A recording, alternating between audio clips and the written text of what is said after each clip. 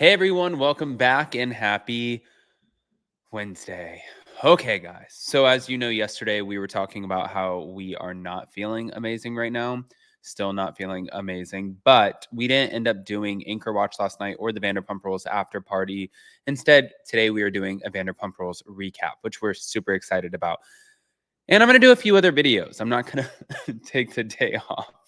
But with that, especially when something like this happens, Leah McSweeney is now suing Bravo and also throwing a ton of accusations at Andy Cohen. Yeah, we're going to talk about it for sure. So before we jump in, you guys know how this works. If you haven't already, go ahead, smash that like button. If you're not subscribed, get subscribed. Don't forget to hit that notification bell, and let's jump right in.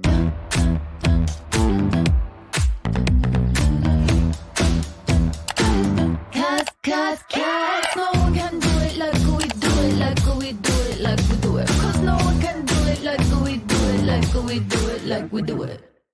All right, guys. So before we get into it, you already know that we are going to talk about our blue mean because everyone's always asking me about my skin, even when I'm not feeling my best. And I have no filter on right now. This is just my face.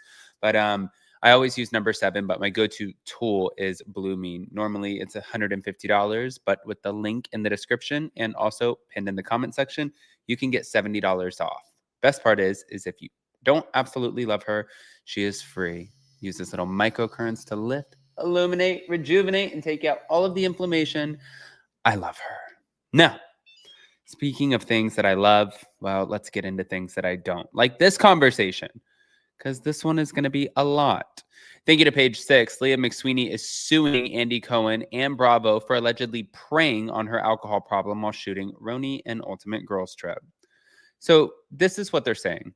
Leah McSweeney is suing Bravo and Andy Cohen, claiming that they intentionally preyed on her alcohol problem in a cynical attempt to turn her suffering into record ratings. I want to start off with one I don't understand. You did Roni. So if it was that big of a problem and you weren't trying to jump on a lawsuit, why would you do Ultimate Girls Trip? If you already knew this.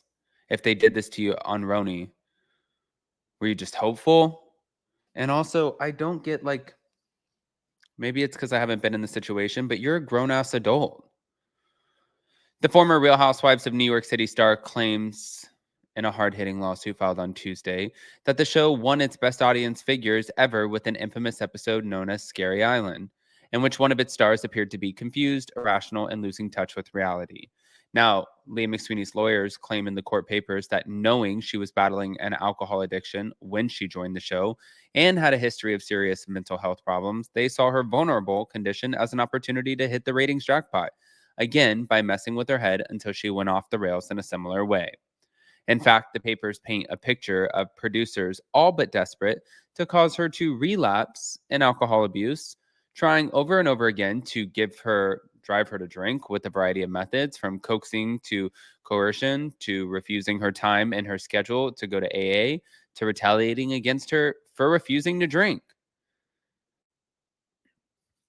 I would like to see the receipts of them retaliating against her for refusing to drink, because that's another thing too, that we know a lot of Bravo talent. We know a lot of housewives. We know the entire Vanderpump Rules cast. We know people all across the Bravo boards. And most of them will tell you if they don't want to drink, nobody's making them drink. Like they might say, oh, have some fun, take a shot.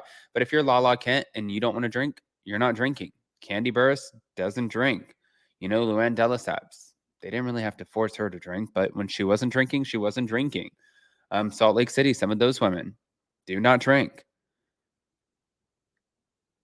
Maybe I'm wrong on that. But the point is that I've heard that, yes, while it's welcomed, you're not actually forced to drink. And I've been around production for Vanderpump Rules, and I've seen tactics, but I haven't seen them force anybody.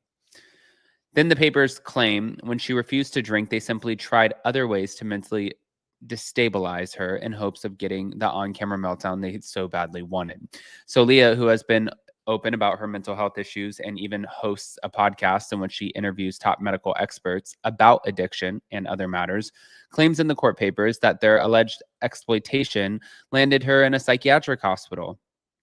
Now, the news comes amid a flurry of legal activity concerning Bravo, drugs, alcohol, and sexual harassment. It was just days ago, Real Housewives star Brandi Glanville claimed in a legal letter that an obviously inebriated Andy Cohen sexually harassed her by telling her that he wanted to sleep with another Bravo star while thinking of Brandi, and invited to watch the act over FaceTime. Now, Andy Cohen has claimed that the remark was meant in jest, but conceded that it was inappropriate. And a few weeks earlier, Caroline Manzo, another Real Housewives star, also sued Bravo, claiming that the network and its producers regularly ply the Real Housewives cast with alcohol, cause them to become severely intoxicated, and then direct, encourage, and or allow them to sexually harass other cast members because that is good for ratings. Oh, okay. I mean, Andy Cohen is finding himself in a lot of trouble with these cast members. But wait, it's not done. Oh.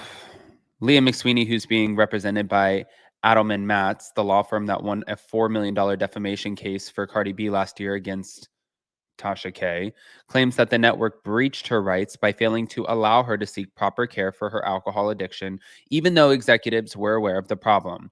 She's seeking unspecified damages, but she starred in 2 seasons of the show from 2020 until 2021 and 1 season of the spinoff Real Housewives Ultimate Girls Trip, and the lawsuit claims that producers pressured her to drink in all 3. That's another thing. Like, if you're sober and you know that this isn't good for you, I just don't understand. Like, you're claiming that you didn't have time and nobody allowed you to go to AA while you were filming the show, which pushed you to potentially drink. But that's a problem because your sobriety is so important to you, but then you go back to the show? What the fuck? Does that make any sense? Okay. Leah claims in the papers filed in the Southern District of New York that even before she started shooting her first season with the Bravo show, season 12, which also starred Luann, Sonia, Ramona, and a few others, she told producers that she'd been sober for 30 days and that she was working to maintain her sobriety. But instead of helping her stay on the wagon or providing reasonable accommodation for her addiction disability, as the law says, she claims producers not only supplied Leah with unlimited free of charge alcoholic beverages throughout her employment as a cast member, but also encouraged her to consume those alcoholic beverages.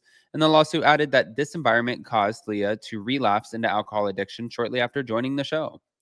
The documents say that indeed, Leah grew mentally and physically ill, which manifested into extreme depressive symptoms, much like what happened on Scary Island, where Kelly Ben Simone appeared to become mentally unsettled. So her attorneys claimed that an episode from that trip, which Bravo named Hurricane Leah, became the highest rated episode of the season, all due to the defendant's exacerbation of Miss McSweeney's clear disabilities. Now, Leah's lawyers claim that some of her fellow cast members even expressed concerns regarding her erratic behavior, but that one of the producers called Leah and told her that despite relapsing into alcohol use disorder, Leah should continue to consume alcohol so long as she remained lucid while filming. Now, she also said that after season 12, she regained her sobriety and signed up for another season because she felt she could make the experience better with that. But when she met the producers at a restaurant to discuss season 13, they noticed she wasn't drinking at lunch. And despite having her watched Unravel on season 12 and openly discuss those issues, apparently they tried to brush off her obvious dependency issue, saying, "Well, you don't have a problem, do you?" And she says that once filming began, Andy said and the producers put Leah in situations where she felt pressured to relapse into alcohol use disorder. Oh my God. It just keeps going. Guys, I want to hear what your thoughts are about this. Go ahead, pop off in the comments, smash that like button, show some love. This is an absolute shit show. Here we go. Oh, and don't forget to check out the link in the description and also pinned in the comment section for your Blue Mean and your discount. Love you guys. Oh, and we'll see you right after this at 12 p.m. for our Vanderpump Rules recap.